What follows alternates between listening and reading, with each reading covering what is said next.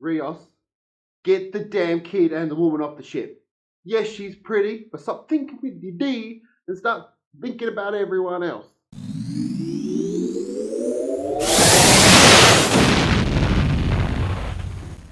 Star Trek Picard Season 2, Episode 8 review, Mercy. So the episode starts off in true mystery fashion, where we see a kid running through a forest with a torch looking for his pup, and runs into what appears to be Vulcans.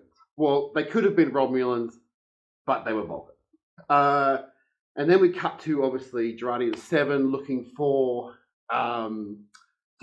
Raffi and Seven looking for Girardi / Borg Queen, and she's murdered someone, which was lovely. And then they go find her, and she's sucking out of batteries so to get some lithium, small metals to help her nanoprobes assimilate people. She's still looking remarkably human for a woman who's just been assimilated. I'm presuming it's because the Borg Queen took so long, but at the end of the episode, that sort of doesn't pan out. So Picard and Guinan are in the office with the FBI agent, and there's something going on. Like he thinks they're an alien. He's got all this evidence. Rios again. He's a captain of a fucking Federation starship, and he's the one getting him into shit. He got caught. He told the security officer about what they were doing. Like, out of anything in this season, Rios should be fucking belted around the head. I know I'm swearing a lot, but that really annoyed me. So basically, Seven and Raffi are on the hunt for Girardi and / Borg Queen.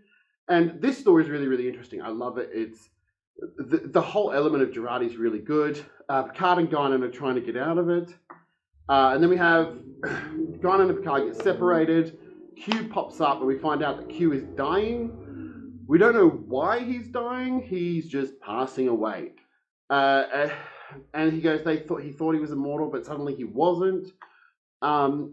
It's an interesting angle, but I hope they reference, or at least tell us why the Q continuum suddenly has death. The actress who played Guinan was still really, really good. She spoke really well. You can see that there's something going on with the FBI agent. There's something just not quite right. He's a bit more passionate. Guinan reads him because Guinan's a listener. Although, to be fair, she does quite a lot of talking.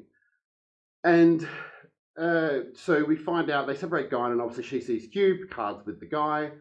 And Q tells Guinan all humans live in the past, da-da-da. And it insinuates to Picard that everyone has their moment. So Picard talks to the FBI agent about his moment.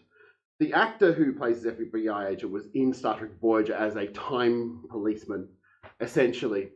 And he's not that in this, unless there's some retconning going on the next 2 episodes. But basically, they convince him, like, look, we're just here to help. They were Vulcans. They were giving you a moment. They were trying to do something good. And you know what? I like the fact that he's not that. I like the fact that he's just a normal guy. So it basically culminates in him becoming sort of on their side. He's going to help them out because no one believed him anyway, and he hadn't given the evidence to anyone. So it was kind of good. I really liked the way that bit of the story ended. I loved how Raffi and Seven are looking at Girardi. Girardi kicks Seven's ass and almost strangles Raffi, but then she stops because Girardi's stopping the Borg Queen from killing Raffi. And yeah, that bit was really good. Everything fit really, really well in this episode, except the Dr. Sung part. Now, I don't know where this plotline's going. Like everything else, I can see, oh, this is actually affecting the main storyline. This is what's going on. The Dr. Sung part, I'm like, why is this here? Obviously, the Borg Queen's going to use this scientist to effectively take over the Earth hundreds of years before they can defend themselves. So that makes sense. But why was there all this fluff about his daughter? I suppose in the end it's going to come down to the love for his daughter. Will he help the Queen or will he love his daughter more? And I think that's interesting. I wish they would explain why all the Sungs look the same. And I wish they would have mentioned the eugenics wars. So basically, Q leaves her little cure so she can go outside by herself because she can't. She's got some sort of genetic problem. And then she's found out about all of these kids that he's created and killed. And she's just like, look, I'm leaving. If you try to stop me, I'm going to call the police. You got to figure out whether you love me or you love your experiments or your legacy. And then obviously the Borg Queen uses that to manipulate Sung into giving her whatever she wants. And he goes, oh, I can get you into the Europa mission control. And there we have it. That's how the Borg Queen's going to do it. So my main thoughts are, and another thing, Q mentions that he didn't bring him back in time. There are other ways to time travel. I think, this is my theory, that Jurati is the Borg Queen and she sent them back to save the Earth from an alternate universe.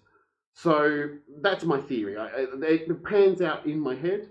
But otherwise, it was a really, really great episode. Definitely heads and tails above the rest. Sorry, I'm sweaty. Literally just walked in the door. I was out. And it was a really fast-paced episode. Had good characterization. The only one who I'm really annoyed with in terms of character, he's a Starfleet captain. He doesn't even own that ship anymore. And he just brings the Doctor and a kid on board. And it's like, and then he tries to snog her. It's like, dude, you're a captain. You don't need to snog everyone. Can everyone stop meowing? I've got too many cats. And basically, that's really the only issue that was Rios' whole arc with the Doctor, and that I get he loves her, but we don't need it. It just seems to be filler with him at the moment. Like, I don't know. To be honest, he feels a bit off. We find out, and another thing, an emotional beat for Raffi is that she manipulated Elnor into going into Starfleet. Seven snaps at her and brings up the fact she's manipulating. Raffi agrees, and her guilt, her overwhelming guilt, is about the fact that she was the one who had him on board that ship in the first place, and he's the reason that she was there and he died. So there's a ton going on in this episode. It's like we've had a couple of paddings, then bang, they've knocked us in. We've only got 2 episodes left, so the season's going to have to build pretty substantially. And I really enjoyed this episode. I hope it holds up. Anyway, what did you think? Leave a like, a comment. Please subscribe. That would really, really help. I should say this at the beginning so you watch through to the end, but that's what happens. And I will be obviously doing Strange New World soon, and I will be doing other shows soon. I'm just trying to work out which one I want to commit the time to. Make sure you keep an eye out for the weekend video. Trek Trav out. I'll be with you next week for episode 9. Have a good night.